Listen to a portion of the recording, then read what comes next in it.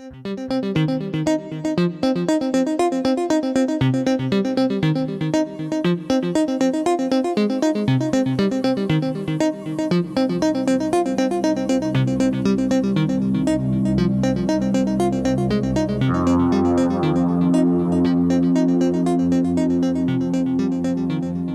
hello, it's Jason Louv. This is episode 70 of the Ultraculture Podcast. Did you know that it is very possible that meditation could actually lengthen your lifespan? At least that's according to the study I'm looking at right now. I, for one, would really enjoy having the last year and a half of my life back. I'm sure you're probably on the same page with me there.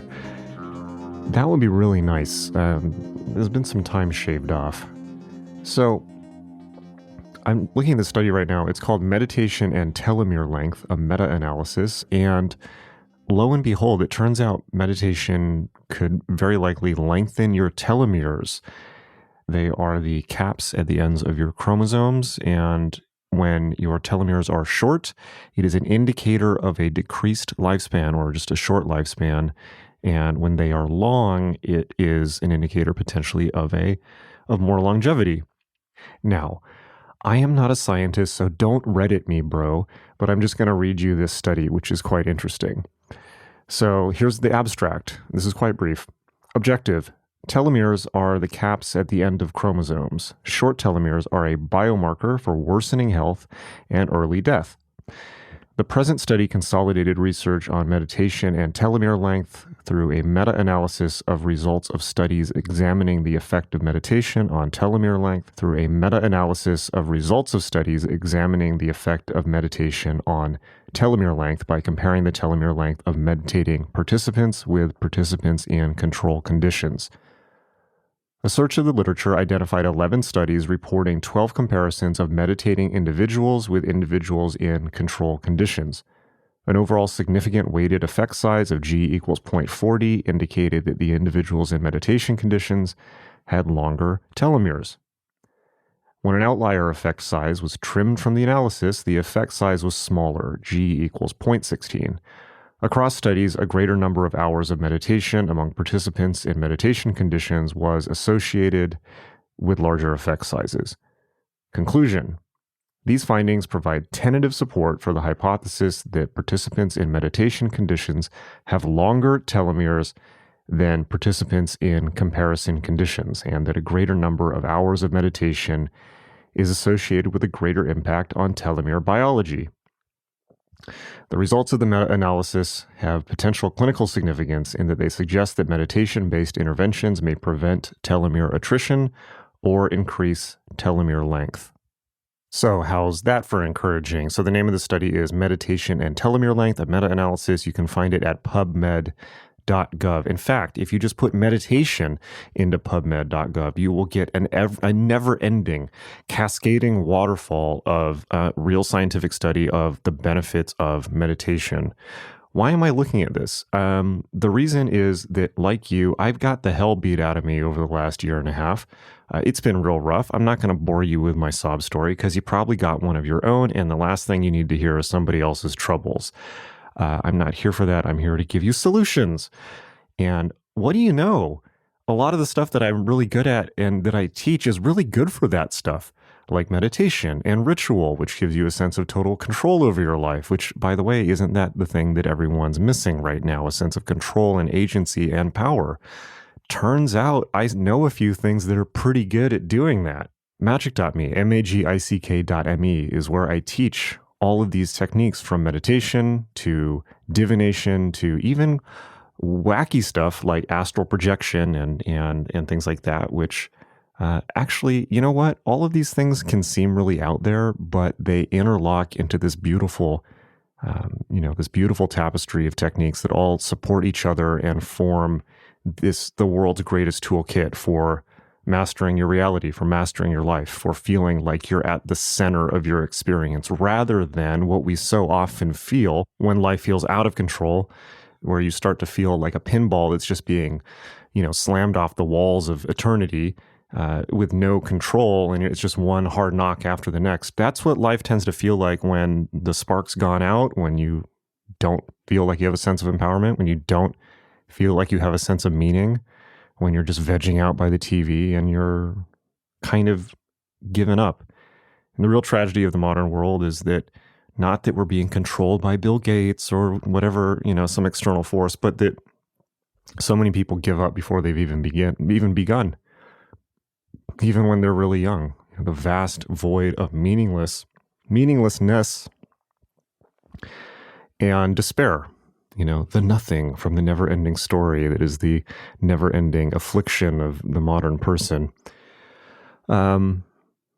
Magic is the opposite of that. It's the turning the sparking of divine intelligence that becomes a bonfire that consumes your life in a positive way, a bonfire of passion and meaning and intensity and intention, and it turns every waking moment into a glittering infinite jewel of a profound gift from the universe.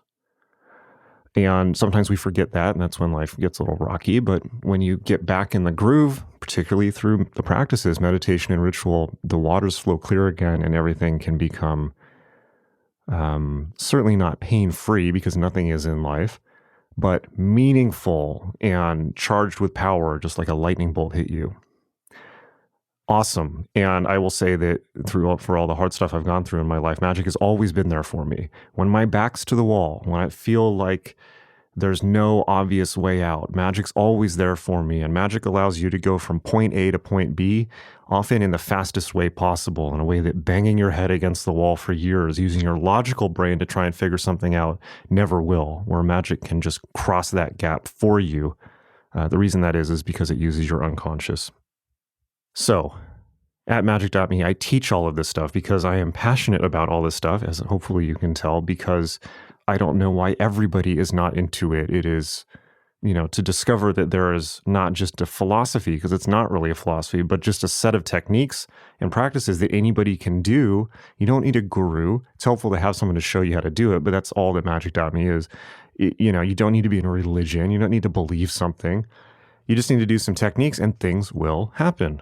My goal with magic.me is simply to empower people, flat out. That's it. And I do that with magic. I do that with, practical information. I will do that with any tool that I can get my hands on.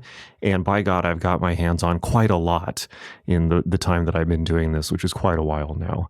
I will use any tool that I can to empower people and give them a sense of total mastery over their life, not anyone else's life, their life. That's what I'm here to do. And that's what magic.me is for. So I greatly hope to see you in class, and maybe even to work with you one-on-one in a feature that we have called Office Hours, which I mention a lot on this podcast. It's basically like a free-for-all where, there's a real great core group of students, and there's new students every time who show up. And it's kind of an Ask Me Anything format, but it's really more of a group experience where people are asking questions about life, the universe, and everything, and their own magical practice and results that they're getting. And am I doing this right? And then, I'll do everything from kind of give people little micro adjustments, just like a yoga teacher would, to, working with people in depth on clearing a blockage in their life. There've been some really, really profound sessions like that. And it's anyone's guess what's going to happen. We do them twice a month. So it's every other Saturday. You can find out more about that on the Office Hours section of magic.me. This podcast is an excerpt from Office Hours. And this was just an awesome conversation that I had with a super cool student about the issue of karma and burning karma, which really is kind of the core question of all spirituality. And this went into some surprisingly deep and profound places. The student very graciously gave me permission to release this on the podcast, and I think you're really going to be surprised by it and enjoy it. But often Office Hours can go for hours. I mean, this is just one conversation of many that we're doing in these sessions, and wow, we go all over the known universe, shall we say? So. But you don't need to do Office Hours. You can just show up and take the basic courses. And you may be saying, that sounds awesome, but I don't have any time because the world is ending and there's a billion things coming at me. I totally understand. I'm in the same position. That is why, look, this is the modern world. Okay, the reason I teach on an app is so that I can make it in little units. You can take 5 units at a time, 5-minute units at a time, one a day. You can take it on bathroom breaks. You can take it when you're, off work at the end of the day or before work. You can decide your own level of commitment. And although it is true that the sooner you start magic, the faster you're going to start seeing results and massive improvements in your life, there's no race to learn everything and master everything. Far from it. I mean, we're talking about eternal techniques and eternal bliss here. So you want to jump into the stream as fast as possible, but there's no race to learn everything. In fact, it's a lot better to go slow.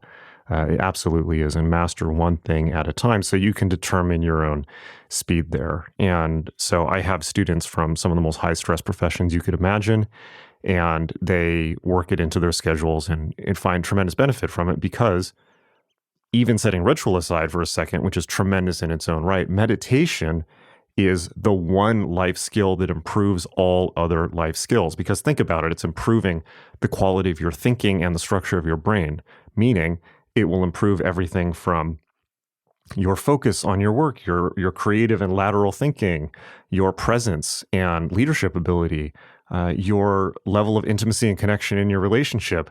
So it sounds too good to be true to say wow, there's this one miracle drug that makes everything in life better. But we're talking about meditation here. It does, right? Because it's like going to the gym, working out and exercise improves literally every single thing in your body. Why would meditation be any different for the mind? It's not, right? It's the same type of thing. So the faster you do it and the more you commit to it and the better you get at it, the better everything becomes. It's just otherwise that's when you get that feeling of being out of control. It's because your mind is not controlled. It's that simple, right? Now the practice is a long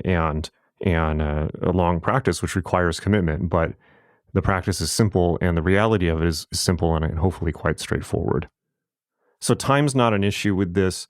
The monetary investment is low. It's like, Netflix and some coffee. It's at the lowest tier of magic.me, which is already a phenomenal amount of material. It's a very low monthly fee. And of course, because I am passionate about this and I truly believe in it, and I've had so many overwhelming success stories from students, which you can read on the site. You don't need to take it from me. You can go check those reviews out yourself. There's a 100% money back guarantee on it. If you take it and you decide you don't like it, it's not for you within the time limits we have on the site and all that, which are very generous. If you decide it's not for you, that's 100% cool, and I will give you 100% of your money back. Zero risk. And I'm completely fine with that. So not a problem.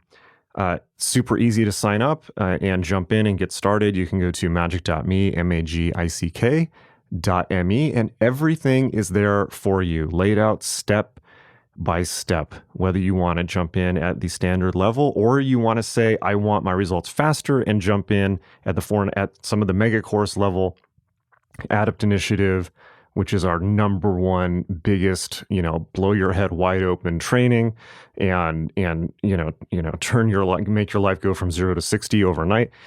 You think I'm exaggerating. You can jump in at that level too, but there's anything, right? Any level you want to get into. Or if you just want to sample some of the free resources, you can do that too. Just make sure you sign up for our mailing list. You'll get a free meditation if you're not on the list already. That's free.magic.me/offer.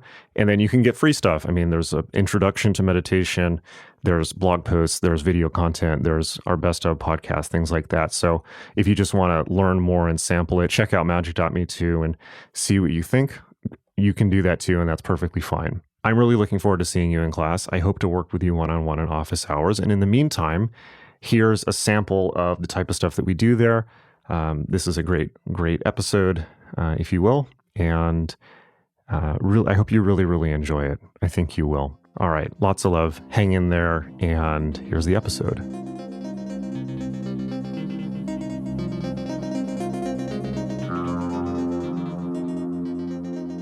First, I want to thank you for making the Adept Initiative, for all your courses. And I'm not new to spiritual path. It's been 20 years for me as well of crazy, intense stuff.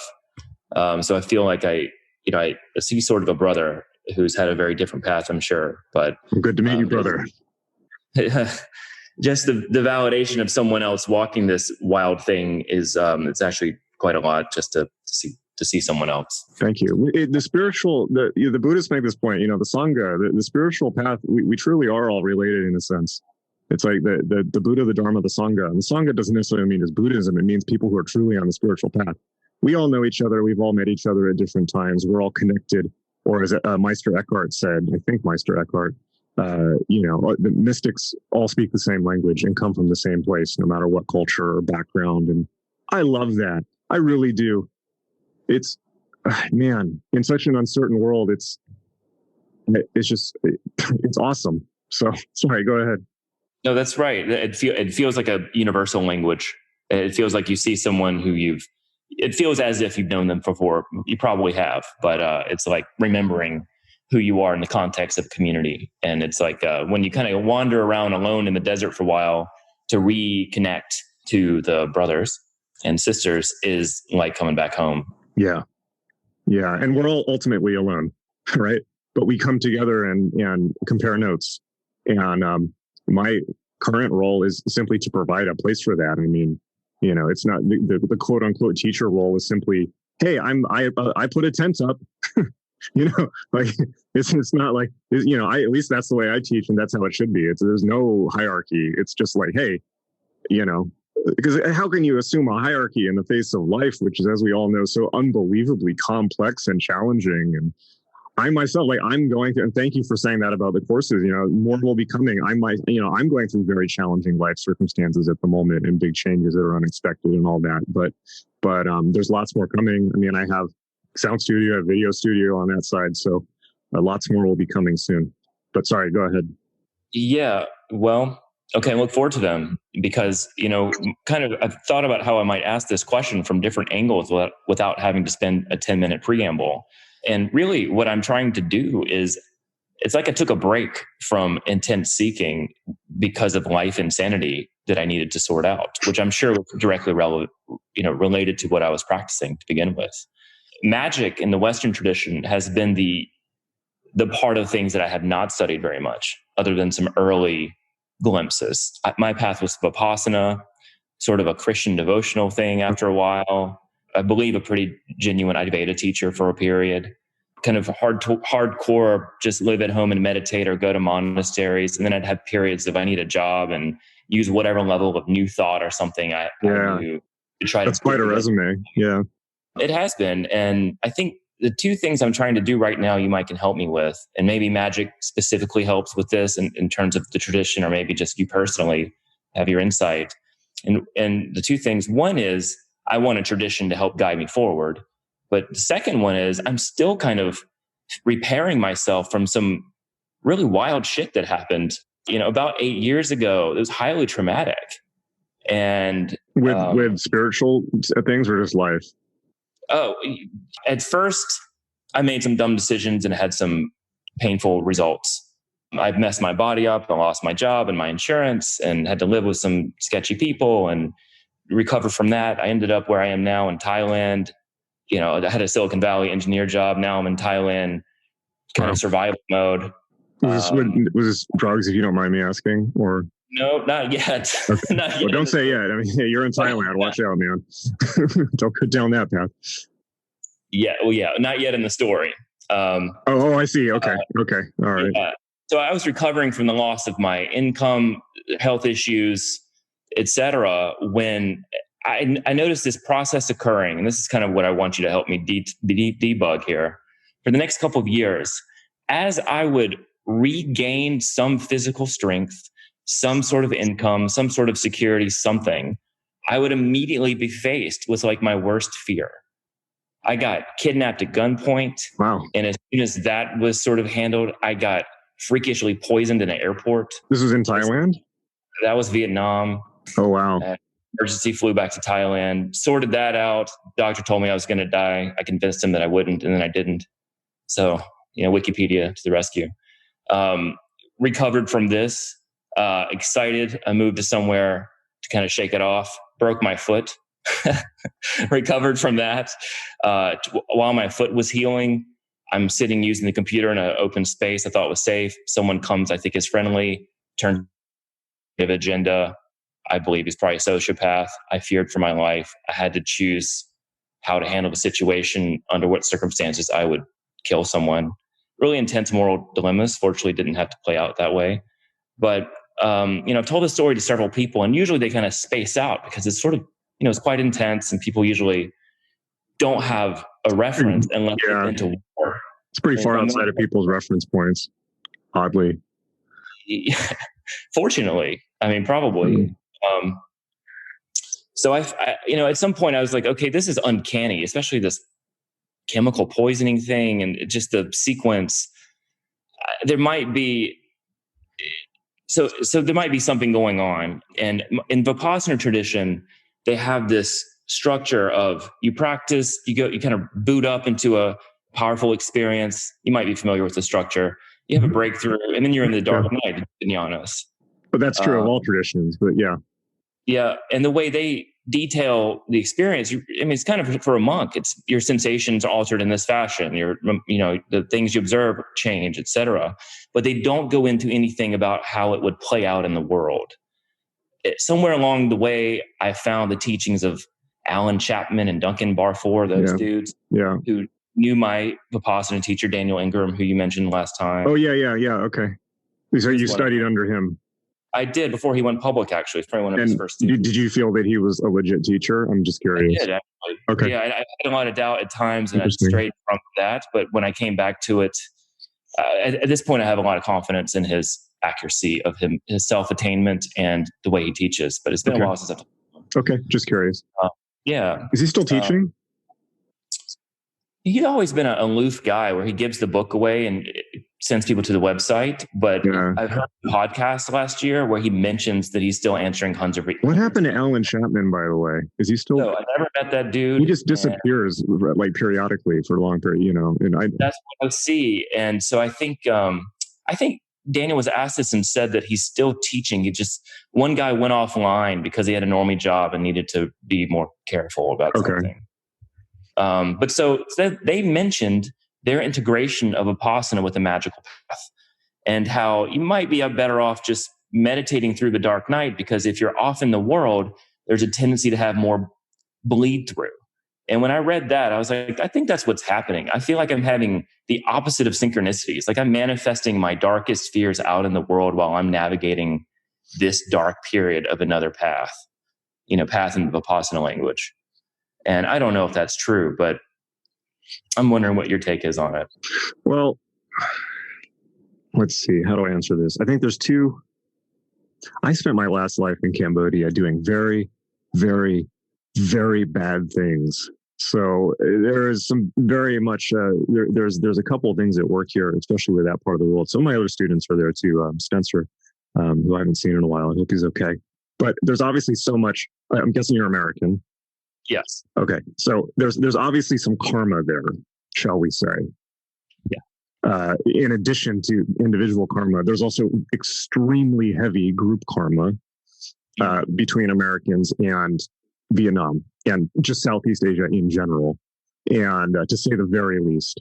And that is karma that America is still suffering, whether it realizes it or not. I mean, most of what most of the collapse of America, the collapse of America is a direct result of the negative actions we took in Southeast Asia, and then was accelerated, obviously, by the what we did in Afghanistan and Iraq.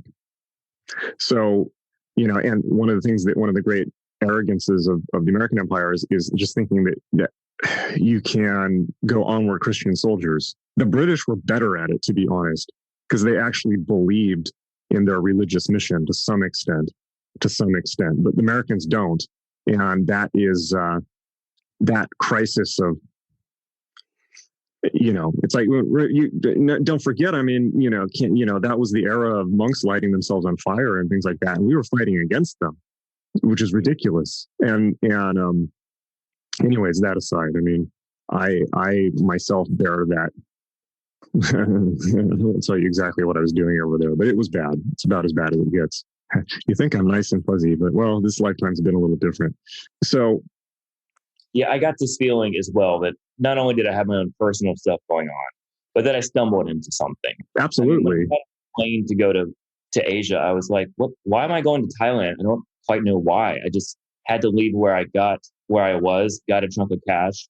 Had always thought I would sort of become a digital nomad or retiree there in the future when things were put together. Things weren't put together. So I thought, well, I'll just live safe little cheap life somewhere. And then a year later, I'm staggering around Vietnam with all this craziness. Right. And very often in general, particularly for spiritual practitioners, if you find yourself doing something and you don't know why, and it's like blocked from you, often, not always, but often the reason is karma, which is a nice way of saying you're getting caught up in something bigger than you. And it's important, if you want to stay free, it's important in those situations to understand that even that is volitional. You don't need to go into it if you don't want to, but in order to do that, you need to become very, very, very conscious of what's going on. And that requires a lot of sitting down and thinking and seeing what's going on and self-interrogation.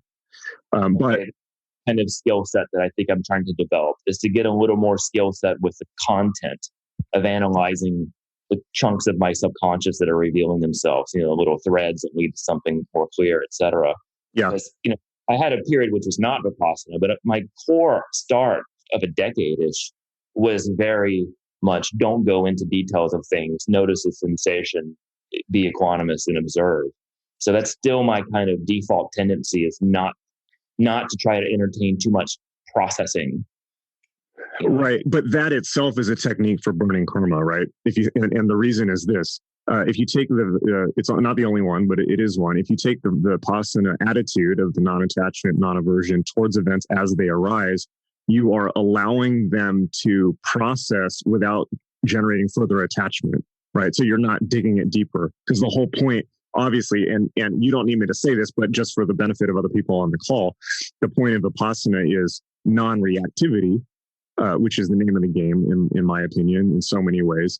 But the point of Vipassana is, or Buddhism in general, is like we've built up these tendencies, these grooves by engaging in the same thought patterns and activities, not just for one life, but potentially for many, many, many lifetimes, or at least experientially, it feels like that. And therefore, those grooves are cut deep. And the inertia, it's just like the law of physics, that which is in motion will stay in motion, and vice versa. And so it takes, you have to first realize that you're in a car speeding towards a wall, but then you have to decelerate. You can't just cut it and just jump out of the car. It just doesn't work that way. So the point is to ease off the gas and non-react so that you can slowly decelerate, and then you can get off. But it can't just be, you don't just like recognize something's going on and then it stops. It needs to be, and so for that reason, in your case, non-reactivity to events as they arise is in itself a method for easing the burden of karma as it ripens, because karma will ripen, right? It's going to happen. It's just, all energy is conserved in the universe. But when it does ripen, the idea is that by not reacting to it, you don't get further caught in the quicksand. And when you suffer the effects of the ripening karma, by bringing awareness to the situation and non-reactivity and just being aware and allowing it and non-resisting, you're not making it worse than it is. And it actually, in fact, you're allowing it to process instead of digging it deeper or pushing it away or pushing it off to someone else, which will only make it worse. Right. And of course, the opposite goes as well for when positive karmas ripen, because then, of course, as you know, if you cling to them and make them try to stay, they will go and you will suffer more. So it's simply the non-reactivity allows you to disentangle yourself from the events of day-to-day existence so that you can stay even keeled and more liberated and more free. So in that sense, I got a little bit off track. Not really. I just forgot what our entry point on that was. But in that case, the practice you're already doing is lessening, not lessening, but it is facilitating the burning of karma. Interesting you take it there, because I guess the practice that has been my core practice since the blowout that I didn't detail the particulars of before coming to Asia was, are you familiar with this teacher who's now passed, Robert Adams, an American Advaita guy who's supposedly was Brahmana Maharshi and probably passed in like around 2000. Okay. Listen to his audio online and you feel that he's He's somewhere deep. And he always brings it back to a deep instruction, no matter what people have going on. But his core message is just don't react. And Vipassana is kind of designed to be on the cushion, but Robert's instructions are whatever's going on, in your job, in your day. This is your primary training, is to have a mental posture of complete non-reactivity. Well, you need to do both, right? Extreme. And the mat practice trains that muscle. I mean, I say that in Adaptive Initiative too. I mean, L. Ron Hubbard said the same thing, and he was right. It's like, yeah. So I think I was laying in bed with this health issue for 2 years, listening to his stuff, kind of programming myself that way with that posture. And then here I was running around the world in a very PTSD mentality. I mean, very emotionally and physiologically disordered, really, one trauma after another. So trying to have a non-reactive posture was sort of the ultimate test. But when I would have a gun in my face or, extreme moments, that was when like my survival gear would click in and say the most powerful thing to do right now is to have a non-reactive vibe, and somehow that'll just help this thing move along. And it was true. I believe it saved my life. Wow. But so where that kind of takes me is he was so hardcore about not reacting. I mean, he even would be clear. Look, if you think you have a problem in your life, don't fix it. Just don't react. If you think you prefer a different life, don't do it. Just don't react. Like, you wake up and snap out of it. So, after a few years like this, I was quite like depressed and inert, and met his primary student who became my teacher, who said a lot of this guy's students killed themselves because they were so depressed. Wow. From, either or maybe a couple, but a lot were deeply, Okay. Well, so there's your Yelp review, right? I mean, it's like one thing one of my teachers pointed out to me is like, if you really want to gauge the quality of a spiritual practice, the only way to do it is to look at the lives of the people who've been doing it long term and ask yourself if you want that life. That's right. Yeah. So when I heard his view, I was like, I'm glad I got his perspective. I'll study with this guy who's got multiple perspectives. But over time, I became disenchanted with him. I saw sort of some issues with him. So that's where it kind of leaves me a little bit teacherless and core practiceless, and also conflicted. I've got the Vipassana on the cushion teaching. I've got the Robert Adams, at all times, non-reactivity, but with the downside.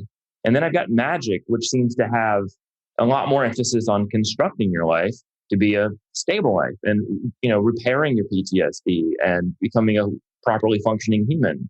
At least how I teach it. It's not always. And let's be familiar. And a lot of people who follow magic do not end up with awesome lives. Okay, which is why I've made such heavy modifications. And I'm not only teaching magic. I call it magic because it's like cooler. But I teach all these I mix everything together, and I largely teach what's worked for me, following a similar path as you, like learning from all these places, having many disillusioning experiences, and also falling back on finding out, like you're saying, it's like in those moments where it's like where you have a gun in your face, and I haven't had that experience, but I've been punched in the face and I've experienced violence. It's when it's in extreme moments, like what you fall back on. That's when you find out what's real, right? Or when you're at rock bottom, it's like what you do that gets you out of that. That's when you find out what's real. It's when you stress test it. You can't stress test it in a comfy temple or in a magical group where everyone's patting each other on the back saying like, oh yeah, your ring is so awesome. Like fuck that. You won't learn anything like that.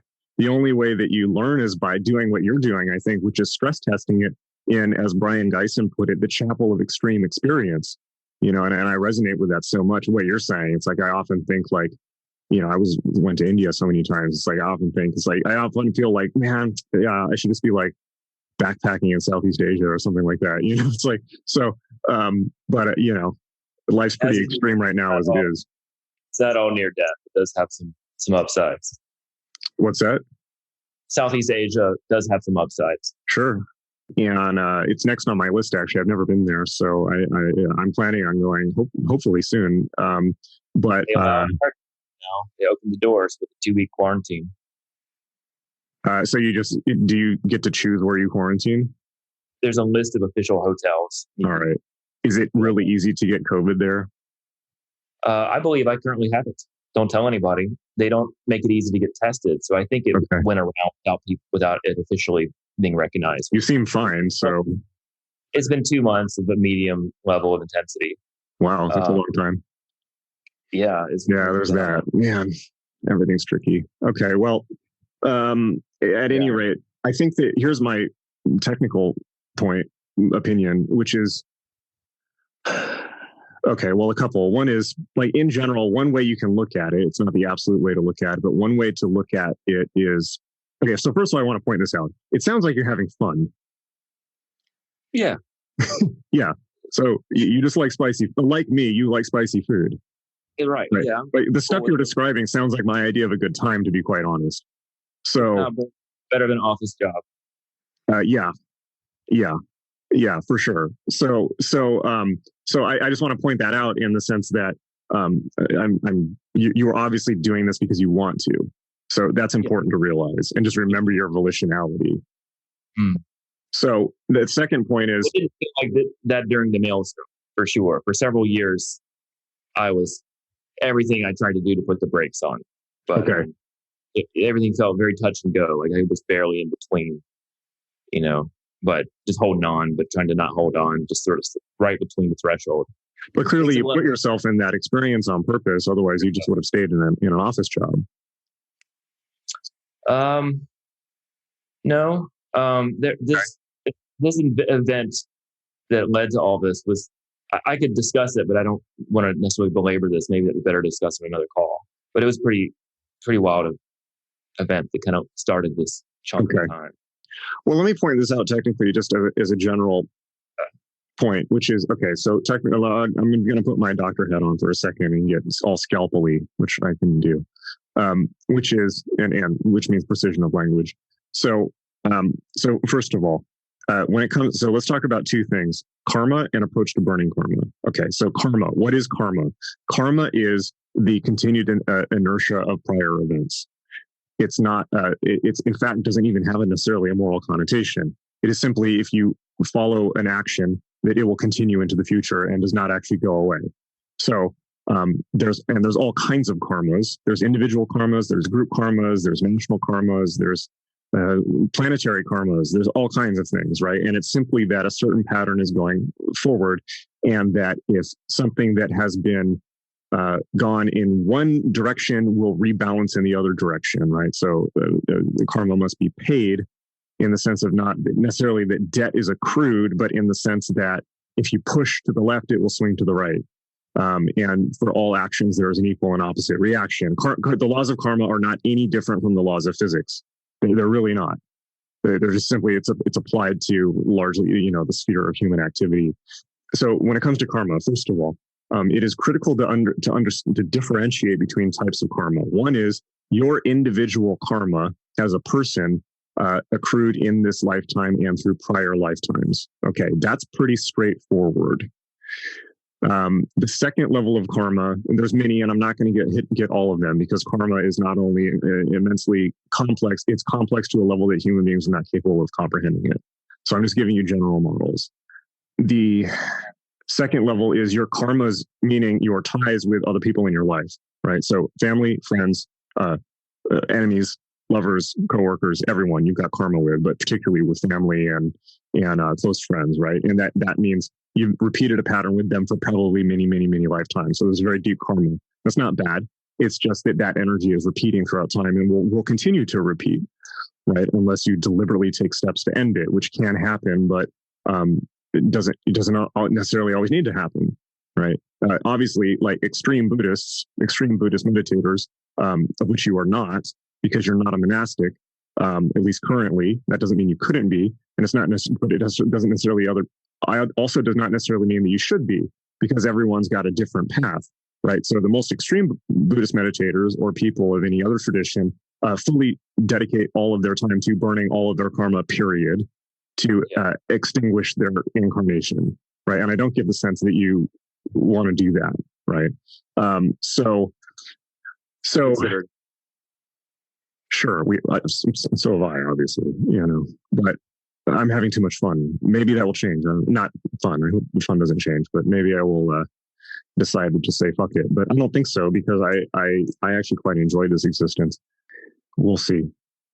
Okay, so then you have family karmas, and so for most people they don't cut those. They just simply improve the quality of them and carry them forward into the future, right? And then you have group karmas, people around you, largely the same.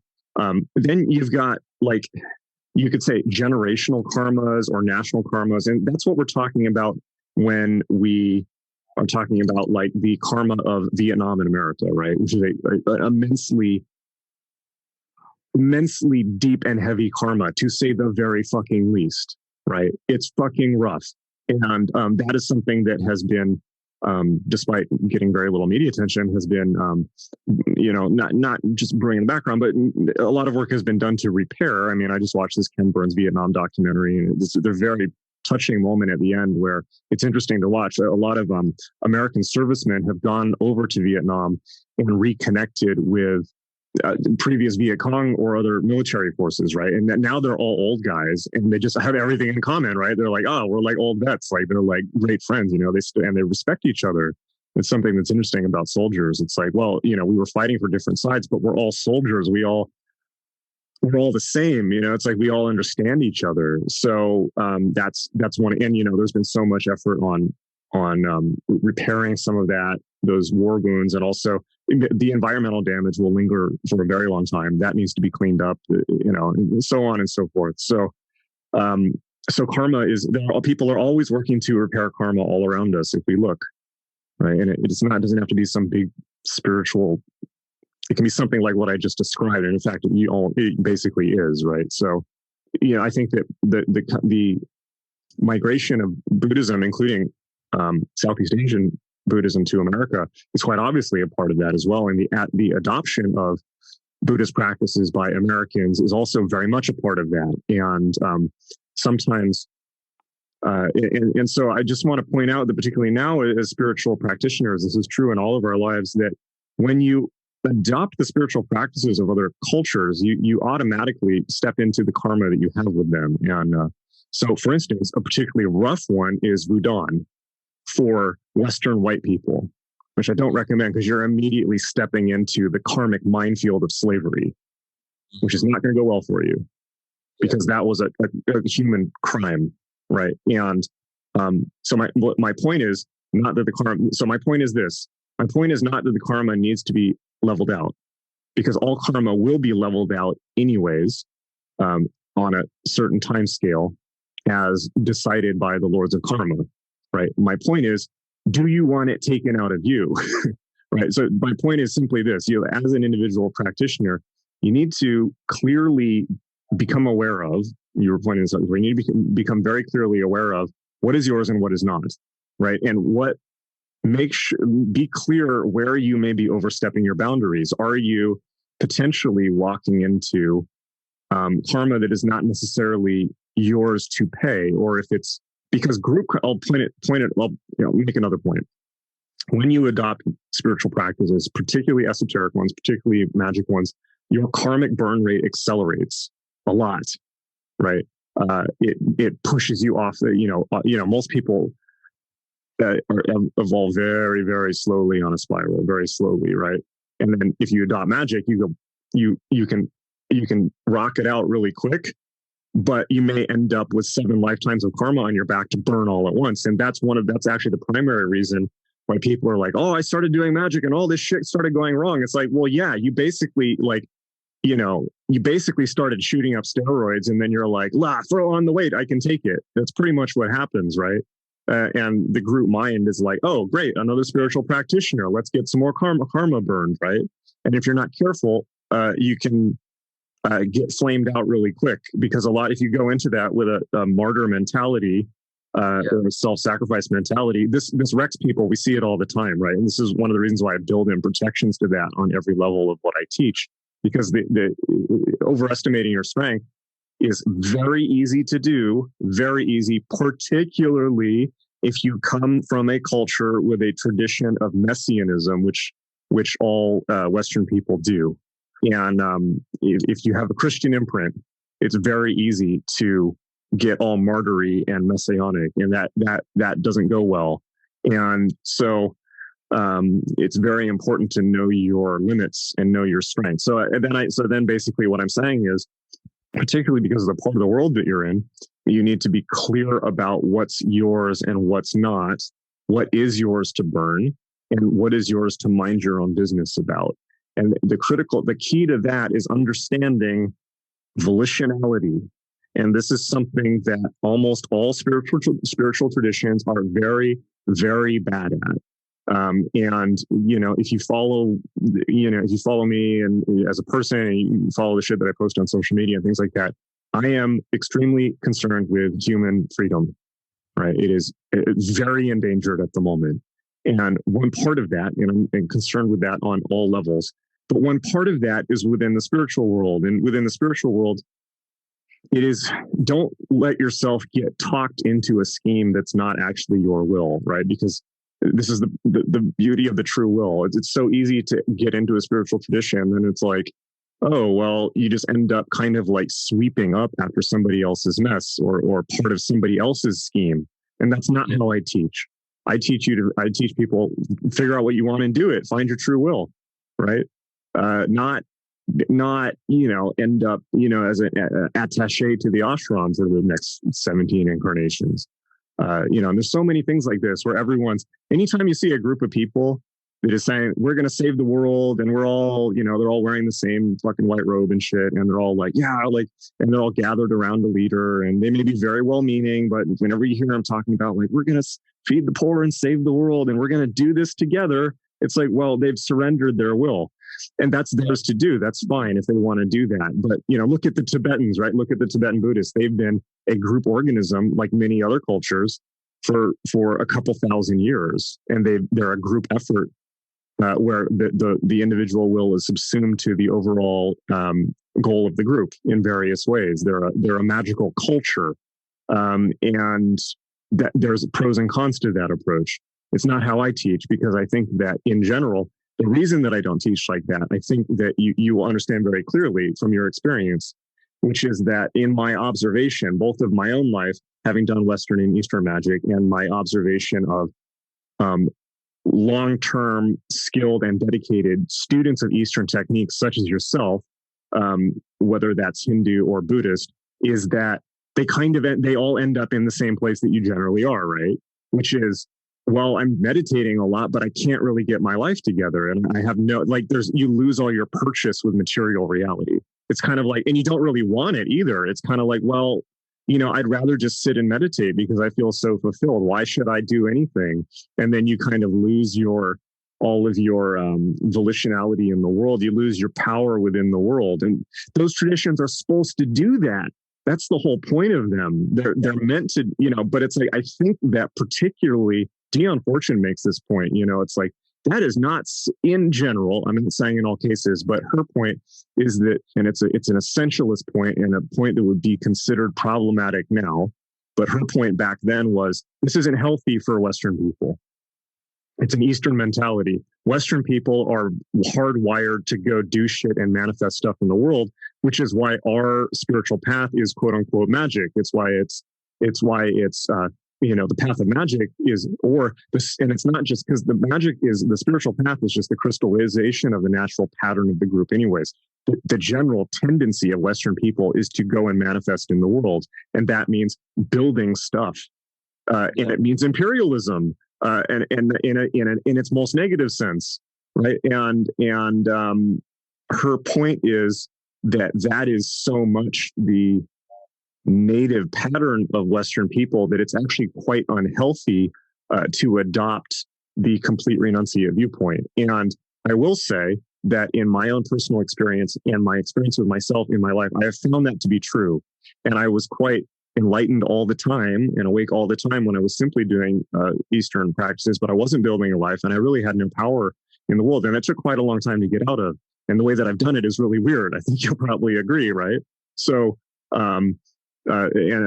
similarly, Herman Melville, in Moby Dick makes the point that is so, which I'm reading right now, that is so on point. But I've always thought about this my whole life. He makes the point in that book.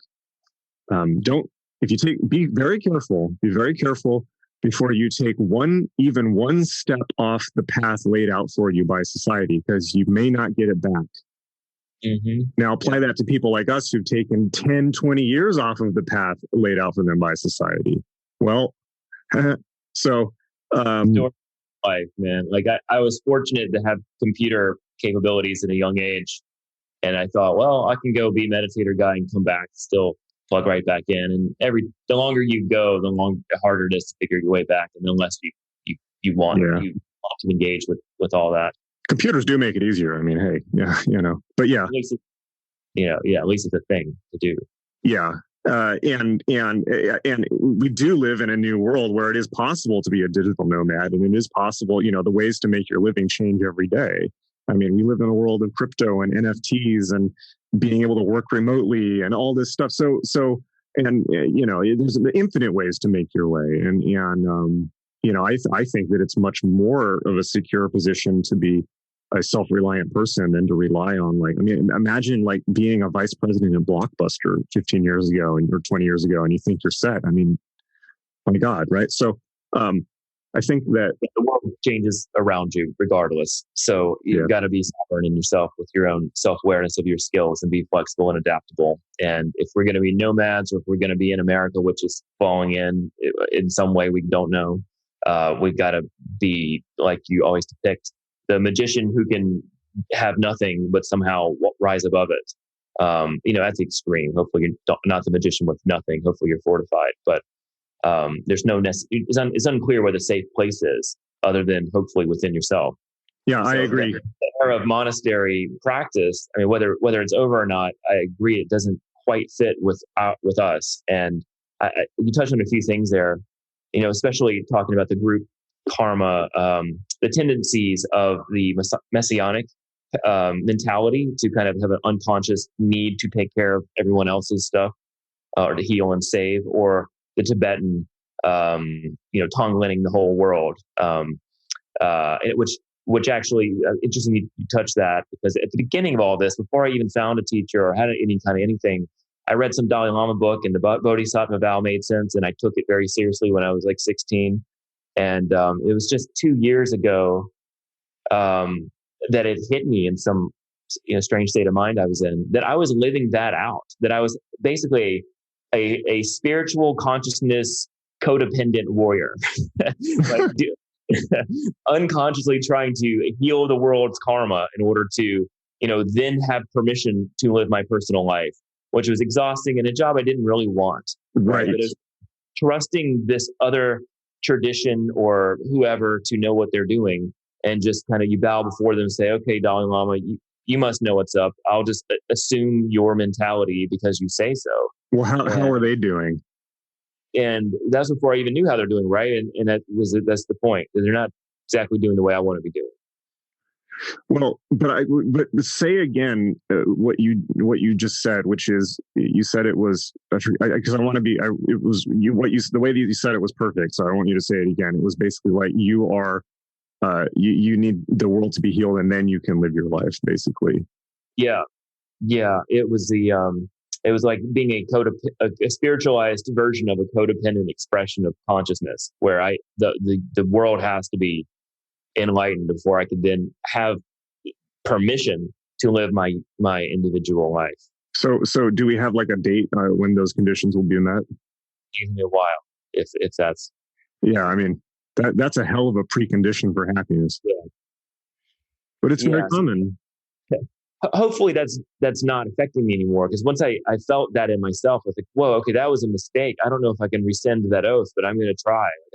You can do whatever you want. Intense resolve to you can do whatever you want.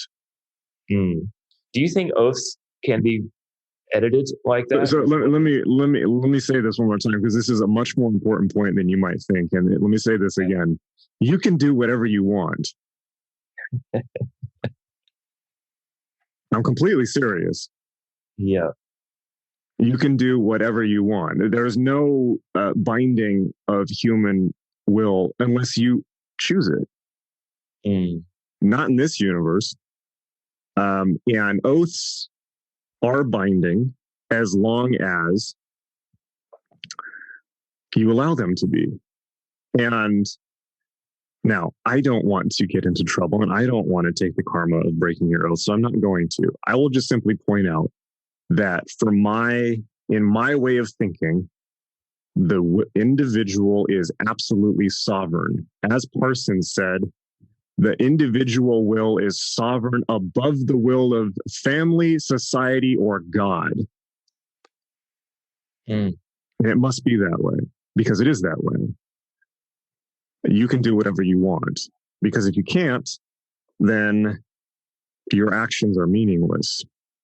You're just a part of a factory. So, and this is what everyone has forgotten and always has. People don't remember that because it's too scary. They would rather surrender their will to some external organism. And, but I'm an Odinist. Odin is the oath breaker. You know, he just fucks with everything. So, or the coyote, you know, it's like, but here. But let's just talk about the Bodhisattva vow. Now, I'm not recommending any course of action for you. It's not my business. It's not my position. I'm just going to relate how I think about things. It is extremely bad karma in Buddhism to break people's oaths. So I'm not going to do it, but I'm just going to talk about what I do. So, it's Odin, not En. Odin is a gun in Call of Duty. Oden. That is. I am also an Odinist because I play a lot of Call of Duty, but I'm talking about Odin, the god. So the Bodhisattva vow. Let's talk about it. Okay, the Bodhisattva vow was created by. Again, you know all this, but I'm saying this for the benefit of other people on the call. The Bodhisattva vow is, began something like 200 BC, right? Mahayana Buddhist tradition. It was not the original teaching of the Buddha. And is largely, I forgo my own enlightenment until all other beings are enlightened. Now, one of my teachers pointed this out to me. It's like, that's like fucking Reservoir Dogs, man. Could you imagine like a whole room of people all pointing guns at each other's heads saying like, I'm not going to get enlightened until you get enlightened. Well, I'm not going to get enlightened until you get enlightened. It's like, well who's going first? In the words of Brad Pitt in Inglourious Basterds, that is a Mexican standoff and that is not the deal. So, if anyone remembers that part, it's my favorite part in the movie. So, what? I remember that quote. Which film was that? Inglourious Basterds, where Brad Pitt is trying to come in, like the English spy pretending to be German, and like gets in a gunfight with everyone, and then Brad Pitt is trying to come down the stairs into the cafe in France, and he's like, "Me no guns, you no guns." It's like, you got a gun on me. Well, that is a Mexican standoff, and that is not the deal. So that's kind of my opinion on the Bodhisattva vow. So, it's like, well, how, and it just comes down to, well, if everyone's waiting for everyone else to be enlightened, well, then how do you, and nobody's enlightened, how the fuck do you enlighten anyone? Why are we all at the threshold? This is pointless. Everyone should just be, going as fast as possible to inspire everyone else. Yeah, and it turns out that's actually quite a great way to establish a large spiritual feudal empire of people at the threshold, none of whom are actually enlightened, but are all working for you. Maybe. Mm-hmm. I mean, who am I to say? But what the fuck, like if nobody's enlightened, like, or at least awakened, it's like, well, fucking who first, right? And this is kind of the problem. And then at least the way that it was taught to me, what you eventually, and that eventually what happens is you generate these vast hell realms where everyone is like in these hell realms, like, and no one can leave because they're waiting for everyone else to leave first. And Buddhists, Tibetans, Vajrayana in particular, are notorious for intensifying negative conditions in the hope that it will snap people out of it. And yet they're all oathed to not snap out of it. You can see the potential for disaster. So this is just one opinion. This is one way it was taught to me. Whether this is absolutely true, I don't know. Right. But this is one model. And I think but let's just look at this practically. I mean, for you, right? Not in terms of spiritual geopolitics. I mean, you basically said that you were operating on the principle that you will not be happy until everyone else is enlightened. Well, you been on Instagram lately?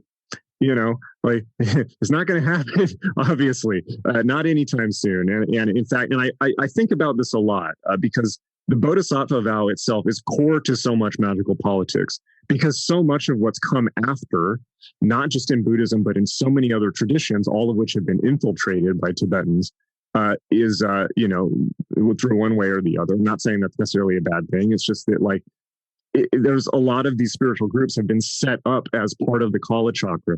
So one of the issues there is, I think about this a lot because, okay, in 200 BC, there was something like 250 million people in the world.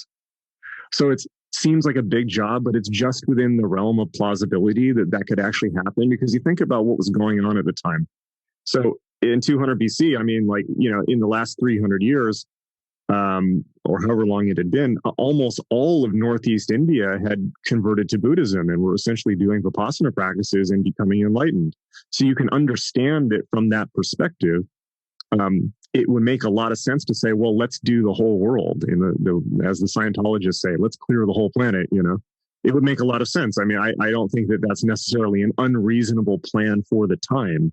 Now, what they didn't factor for, tragically, because at the end of the day, I think that the largely the Indo-Aryan spiritual conception of the world, which is, and it's all one thing, vastly one tradition, in a sense, into which we can include European paganism as well as Hinduism and Buddhism, right? It's all largely one group spread out across a large one genetic group. What they did not factor was the onslaught of the Abrahamic traditions. So they didn't factor that India was going to get conquered by Islam. They didn't factor that India was later going to get conquered by England. They didn't factor that it was going to Tibet would be conquered by Mao's China. And then there were the Mughals, there were the Mongols, there was a lot of violence.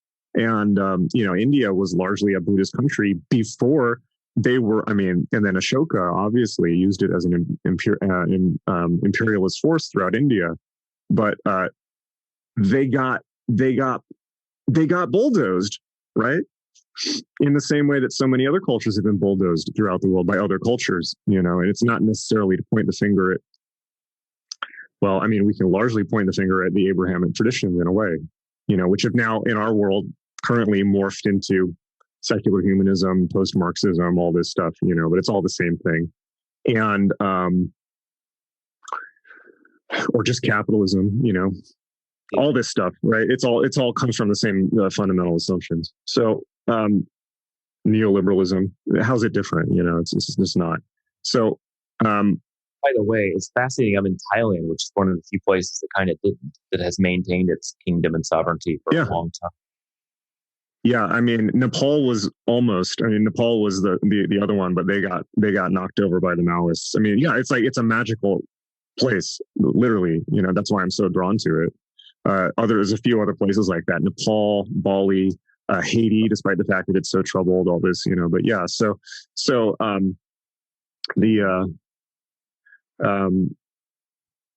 but anyways, you can see how it would make sense at the time to say, well, shit, let's, and they there were 250 million people in the world, but they probably didn't know that even. They didn't know how big the world is. Or they may have, because there's even archaeological records that they may have been to America early on. Maybe. I mean, we don't really know, right? But they didn't have like Wikipedia to just get a satellite count, Google Earth. So it was probably a reasonable assumption to make that it might actually just be possible. But now we have, somebody please tell me, are we at 8 billion people already? I think we might have hit that threshold, or if not, we're about to, and it's going to be 9 billion. It's going to be 9 billion people by 2050. And the majority of them will be Muslims. The world is going to be like 61% Islamic by 2050. So good luck, right? If there's any religion, 7.8 billion. Okay, thank you. Yeah, it's close, right? I mean, that, and with those numbers, that can change really fast. So if there's any religion which has any chance of converting the entire planet, it's Islam. It's just, that's just, they have the numbers, right? It's not Christianity, even though there's currently more Christians in the world. That will change. So,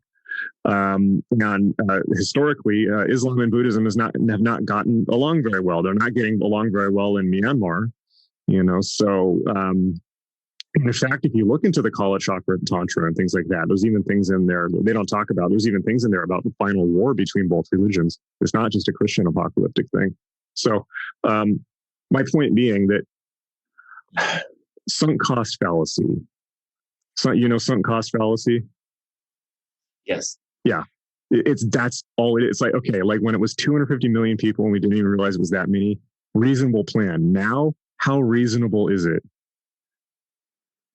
Right. Oh, crap. Too many people. We got other projects too. We got to fight off all these people. Well, we don't have to fight off people. Or I'm saying that Tibetans found themselves in a situation in these other cultures where they had some other projects afoot. Yeah. Well, my point is simply this. The plan, sadly, very tragically, did not work. Yeah, that's a great way to put it. And this breaks, it's like, what can I say? Right. But when a plan doesn't work, there's two things you can do. You can lament it and go down with the ship, which helps no one, or very few people, or you can recalibrate and live to fight another day. And then you keep fighting. Yeah. Well, and hope for some new information to present itself from the mystery. Or just with the evidence of your own senses, right? Because, it's like, this is another thing that spiritual people often do. They wait for a sign. It's like, oh, well, look, the sign is what's in front of your face, right? Do what good you can with what you have right now, with the person that you are, right? Because it's okay, in my way of thinking, it is okay to take the general spirit of something that you truly believe in, but the approach is not working. And a big part of that is oaths. If your oath, this is the problem with oaths, and this is why I don't expect people to take oaths, and I never bring it up. If you want to take oaths, that's fine. But I will never require oaths from anyone. Not in this sense. Maybe if I need to give people NDAs if they're working for me, that's different. But even those have an expiration date, So Scientologist contracts have like a 1 billion year expiration date. It's ridiculous. So although you'd be better served joining Scientology at this point than the Tibetans. So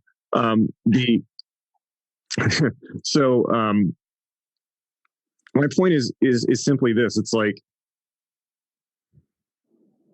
if you're oathed to a plan that is not working, that somebody came up with 2,200 years ago, before they even knew about virology or gravity or evolution, or they had a very different conception of the world. It was a very different time. If you're oathed to continue a strategy that is outdated, how's that going to go? I mean, it's like, is it noble? Well, not really, actually, because it's just like, look, you gotta, you have to be able to think. You can't just blindly take actions. That's not consciousness. It's like, it's like, you have to be able to recalibrate. I mean, look how radically different, and it will probably continue to become even more different. I mean, look, I'm still in theory, well, I still am literally fulfilling the duties of the AA tradition as laid down, or the Hermetic tradition. But how radically different is it how I'm doing it than how it's written down on paper, right?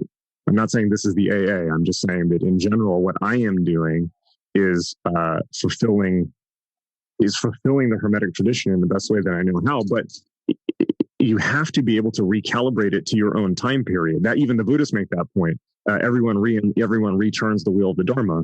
So in a sense, it's like, well, if the plan's not working, you got to be able to change it. Otherwise, you're just going to keep getting the same results. It's not going to work, and then nobody's saved. It's just wasted energy. And the Bodhisattva vow, well,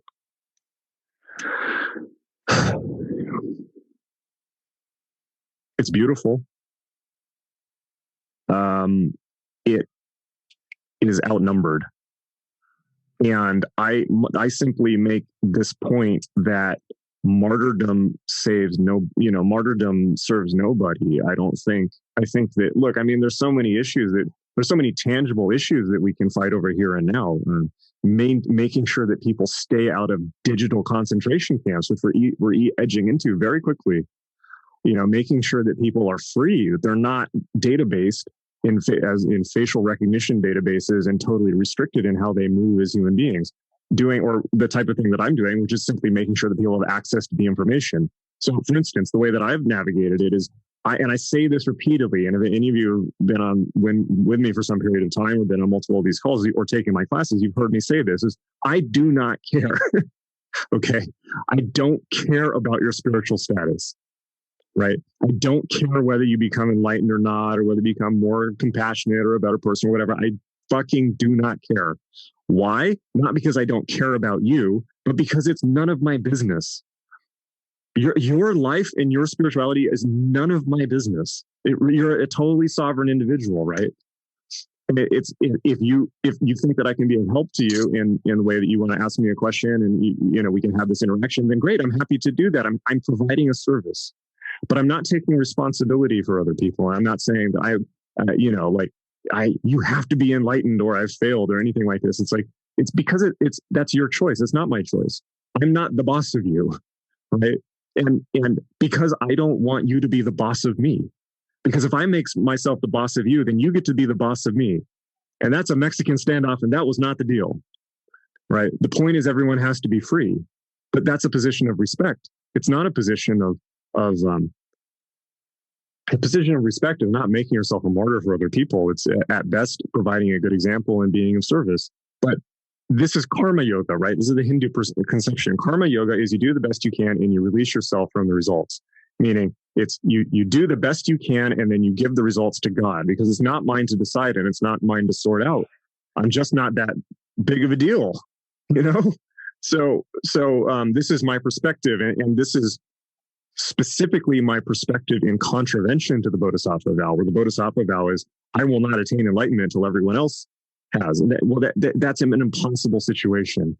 And in your case, the way you phrase it is impossible for you to even be happy. But people do this all the time. It's not just with this. They'll say, well, I'll make $1 million and then I'll be happy. I'll make sure my sister has her career on track and then I'll be happy. I'll take care of my dying mother and then I'll be happy. I'll make sure that Trump is out of office and then I'll be happy. It's like people do this all the time. It's very common. It's not just a spiritual thing, and they set up impossible expectations for themselves, and it's cruelty, and they don't even fully realize that they're doing it. They make it to bring this together. Maybe it seems to me like that is a function of the mind, that is just a flaw. I mean, it's just like there's more awakening that can be done. There's more clarity that can be achieved. I mean, I feel like this discovery that I was operating a Bodhisattva vow was sort of like realizing you're operating a unconscious group karma. And absolutely, when it pushed me into directions that revealed it, then I had the opportunity to say, okay, no, thank you. This just doesn't reflect reality. Like the sovereign philosopher king who's awake with his own thelemic will is another option, which might actually be a higher level of clarity, right? So I appreciate what you're trying to say, that's the approach you're offering as one possibility. Is it a higher level? I mean, I don't know. I mean, it depends. But are there higher and lower levels? Well, that's what my thesis is, that it might be that, it might just be a pretty, I have to ask, what is the utility of such a thing? Because there's not just the Bodhisattva vow from the Buddhist angle, but like I said, I was sort of a Christian mystic, but by accident for a number of years after that, where the mentality was similar to karma yoga, where thy will be done. And the whole thing was no personal will. You're kind of presuming there's a higher will that is in control and, gets to run the show. And so the benefit is you attach yourself to this construct because it will deliver you. But the downside is, or maybe the near enemy, maybe the corrupt desire, is that you just don't have to take responsibility for the whole thing anymore. You let it do the thing. Right. No, totally. I mean, these are, very fundamental operational questions, and they're very important ones. And I'm glad we're talking about this. This is often a point I try to make, which is, it's these questions and working through these things, which seem like abstruse philosophical topics. Yeah. This stuff is actually way more important than anything else. It's way more important than whatever technique, pentagrams or whatever, this is what actually matters and what makes vast changes in people's lives. That's right. It's not just abstract philosophy. It feels like it is like an operating system of the mind. It is. Plugging into a tradition which presents it to you and provides a vehicle to awakening in a certain regard. But I have to remember my first teacher we never met, but he had some things that stuck with me. And he said, you have to develop your own reason and intuition and vector of energy. And you don't know what's true. So you got to move away from what's not true and keep building that vector of energy to have this kind of organic but intensely self-directed process, because at some point the railroad tracks run out. And I think these traditions. In what way? What do you mean? Well, the traditions such as the Bodhisattva vow or the Christian or a karma yoga surrender construct can pull you to its level, so to speak. But if I feel like there's a fundamental flaw that we've been fleshing out about where that leads, and but that can be transcended. You don't need a guru to come and to show you what to do. Maybe that's the lesson: is you have to ask yourself somehow. Step into that. Yeah, you do. Well, I mean, to be totally frank, one of the reasons why they only pull you up, why many of these systems only pull you up to a certain level and no further is that the leader doesn't want to be threatened. And that's gone on for a long time, right? It's kind of like in the same way that professors, pull people up to the level of grad student and benefit from their work.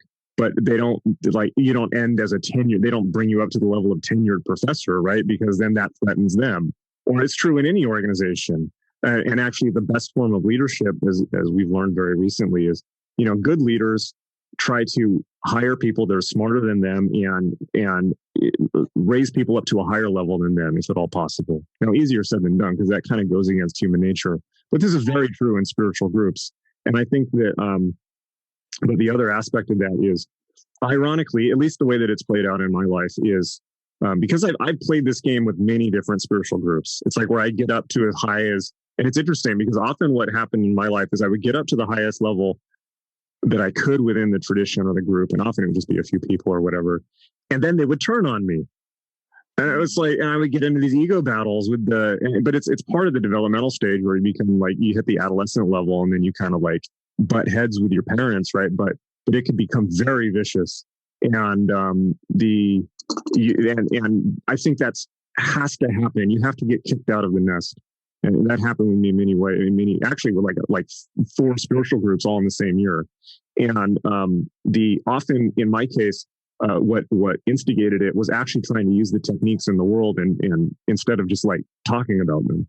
And then that freaked people out. It was like, no, you're not actually supposed to do it. What? Because people, it's very easy, and I'm in danger of it. It's very easy to build a kind of spiritual world around yourself and just get comfortable within it.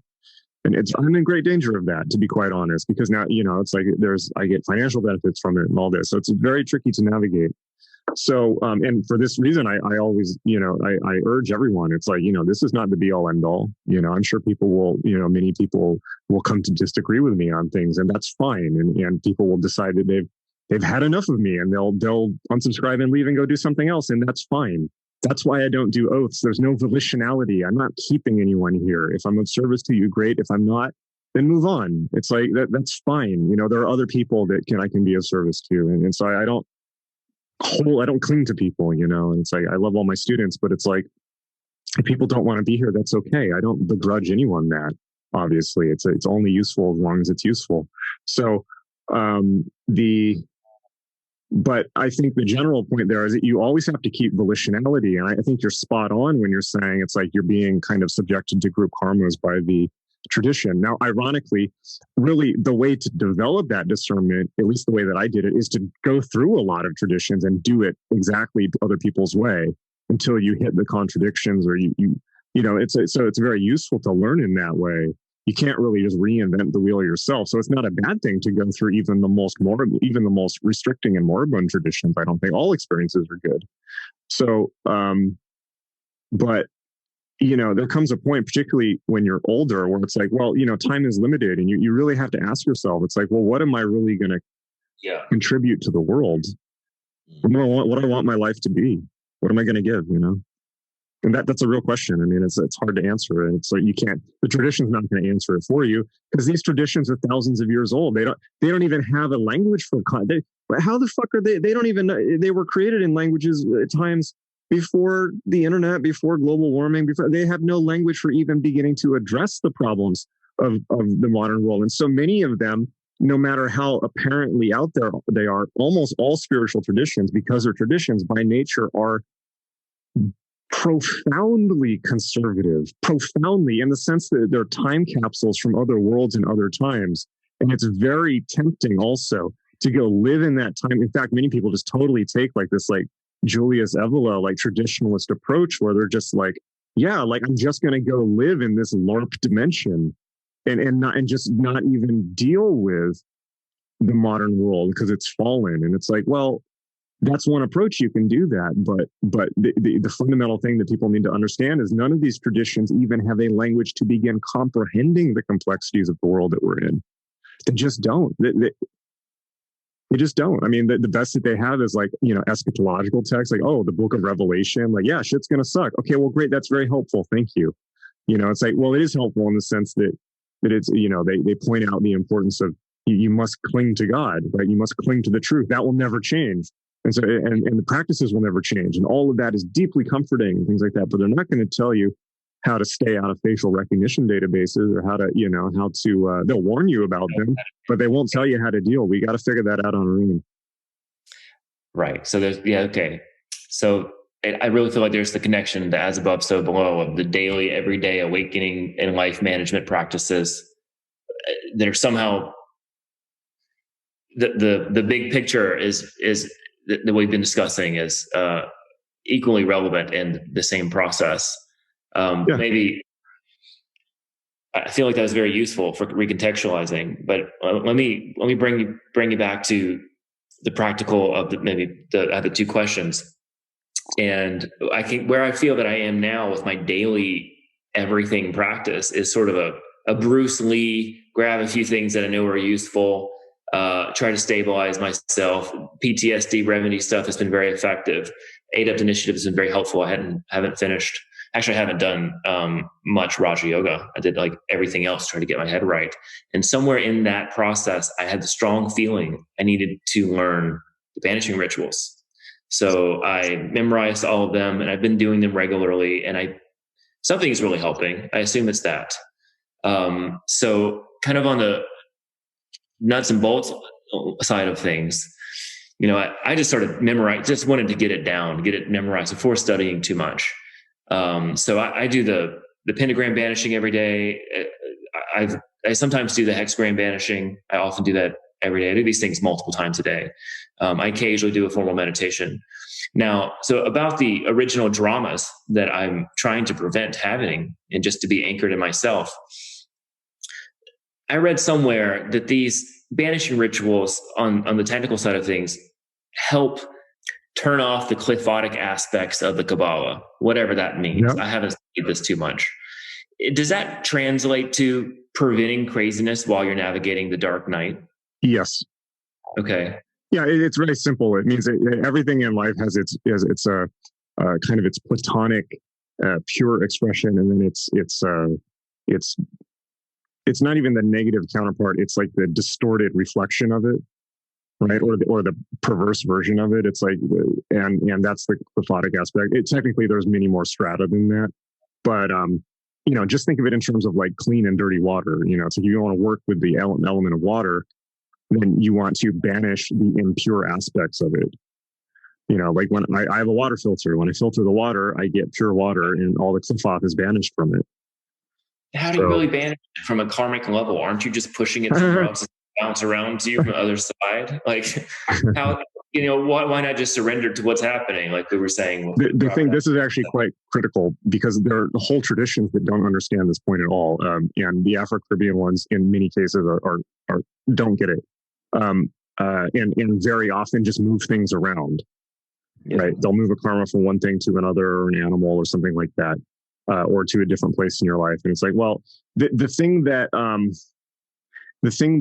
makes them different is you have to have access to a divine transcendent source of divine infinite intelligence. And therefore, the theist systems of which Western magic is a theist system are, that's how they do it. You have to have access to the mainframe in order to, in order to make changes like that. And then, and Buddhism does not. And that's one of the reasons why Buddhist techniques mean, I know people who really hurt themselves, and are dead because they actually were Daniel Ingram stuff, but they had no teacher. They were just doing it out of a book. So, approaching Buddhist techniques. That's a little wild to do without any direct teacher. reframing. That's not just generally not a good idea. And I think that, so I'm not saying that's his fault. I'm saying that they were just winging it. And they, anyway, I shouldn't say too much about this. It's personal, but one of the drawbacks of doing Buddhist techniques from a purely non-theistic perspective is there's no access to that. It makes it much harder. No access to teacher? No access to God. To higher intelligence. Right. It's like, meaning the equation always becomes self-contained. There's no pressure release from it. There's no way to have the entire thing recontextualized in a second. And think of the Christian concept of forgiveness, right? There's no logic to that. But what is forgiveness? What is the sacrifice of Christ is the debts are paid. They're already paid. That's not in Buddhism. Okay. It's not in other traditions.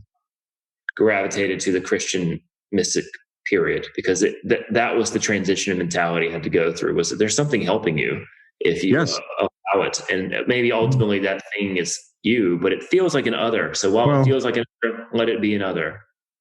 Sure.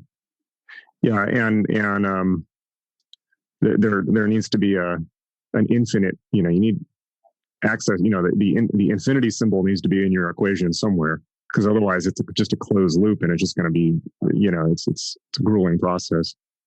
Grueling and dry. Buddhists get pretty dry. Buddhists are so fucking boring. Jesus Christ. Make you cry with love. And when you find the tears of love, you don't want to go back to wearing brown. Have you seen what they fucking eat, by the way? Particularly the Tibetans. You look at Tibetan food, it's like, that'll make you want to make this your last incarnation, because they eat like yak gristle with like hair still in it and stuff. It's just like, and like, even when there's no hair, it's like steamed flavorless momos. And it's just like, what, like, how dare you? It's just like, but it so reflects the worldview, it's just life is suffering. Yeah, Daniel told me don't go to Burma. He said you can to go sit with his teacher, but all they eat is oily greens. So go to Malaysia where they have the same teachers but better food. Well, Thailand's great for food, I don't know about the teachers, but okay. So anyways, I mean, look, I mean, to answer your initial question, after all that, my general point is. This is always how I do it. I talk for like 2 hours and I just give you the simple answer, right? Okay, your initial question. Okay, I absolutely love it. So I don't know how much energy you have, but I definitely need to at least stop this question because I need a cup of tea before I do other ones. So, but my point is, okay, there's two ways that you can. You have to do both, right? It's like there's two levels to the meditative experience. Like there's meditation to do on the mat, whether that's in a monastery or not. There's your mat meditation, and then there's your life, right? So you want to, and this is how I teach it in the Adept Initiative. And of course, the Adept Initiative is the best stuff that I know, all in one place for manifesting a very good life very quickly, right? Particularly when combined with Fortuna, right? So all the techniques are there. If you just want to build a functional life, that's all there. It's a great system. People used it to great effect.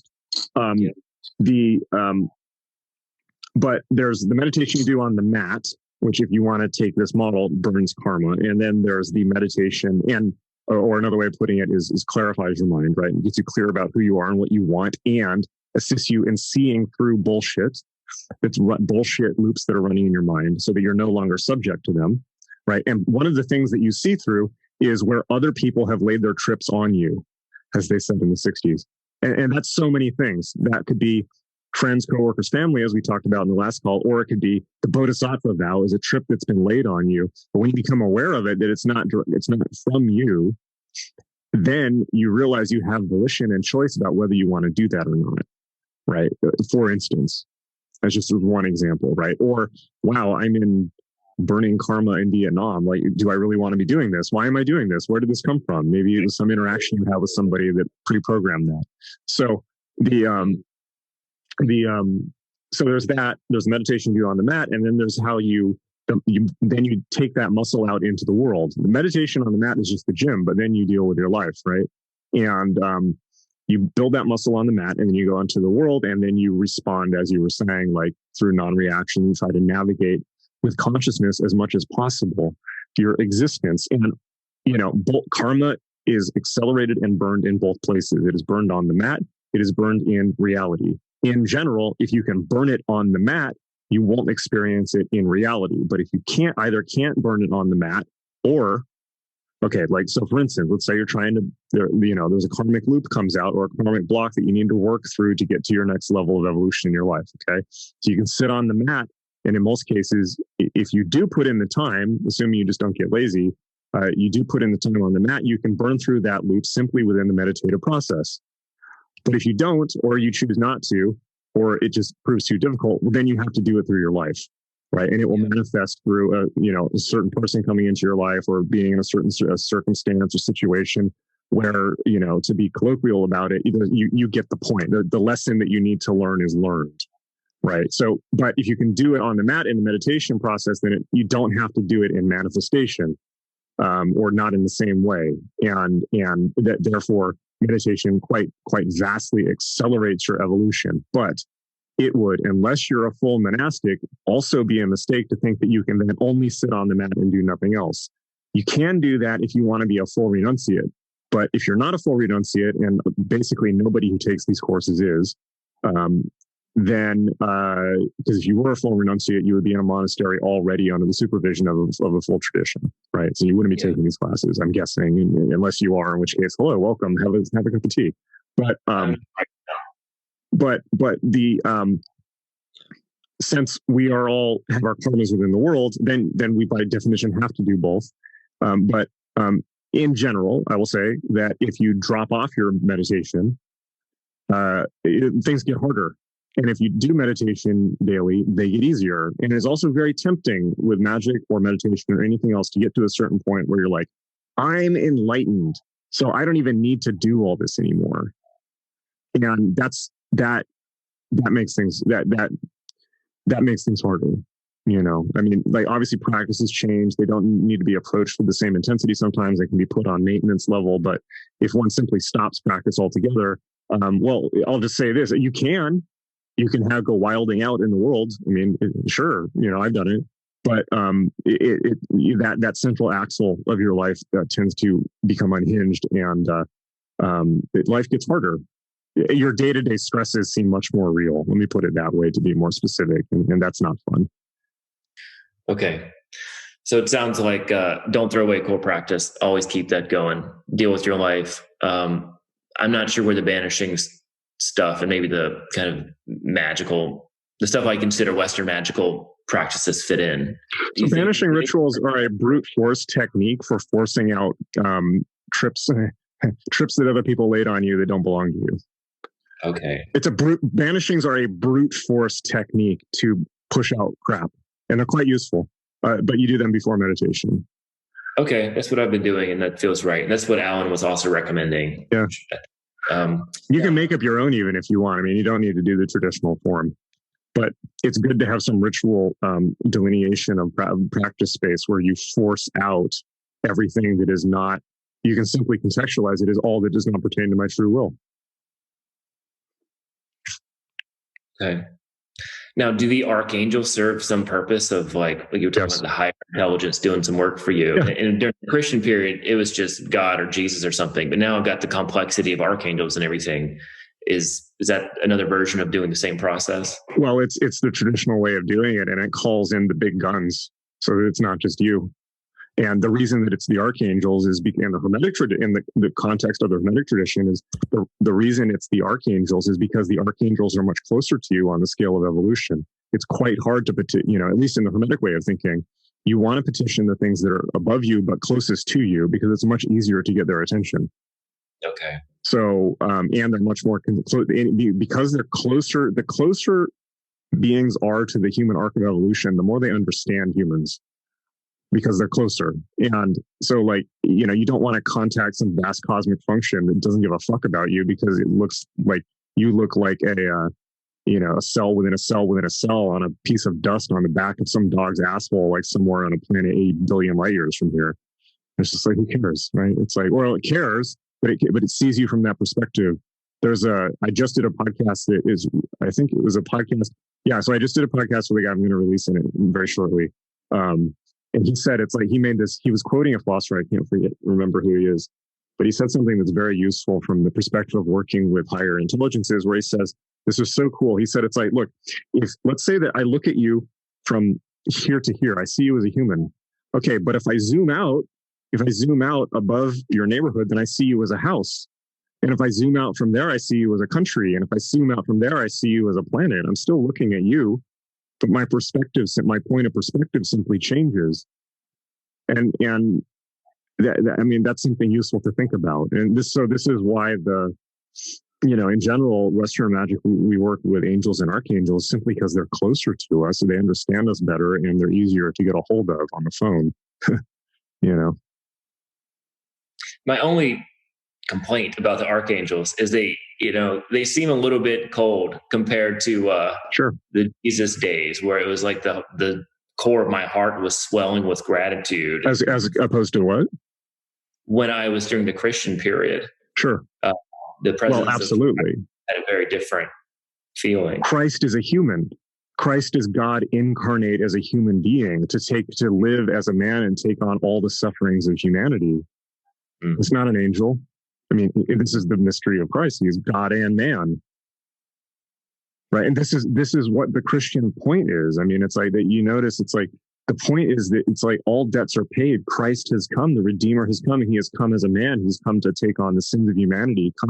He is humanity, and that's why, even in the Eastern traditions, they often have gurus, right, who are humans. And you want that, right? You want a human being to relate to, because angels are not humans. Okay. Yeah. Ever since that period, nothing has quite felt the same level of intimacy and completeness. Yeah. And it probably won't, for a couple of reasons. One is that you're from a Christian culture. The second is it's fucking Christ. Right. Yeah.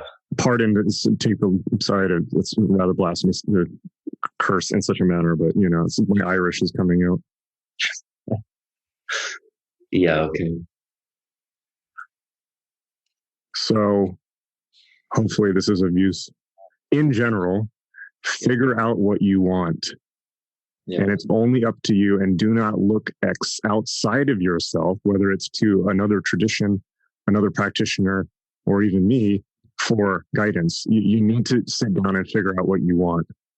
Because at the moment, you appear to be just kind of caught up in a karma burning loop, which may or may not have something to do with the broader Buddhist tradition or Bodhisattva vow. You need to be clear about what you want, and make sure it's what you want, not what someone else wants. That's my recommendation. Okay. Thank you very much. You're welcome.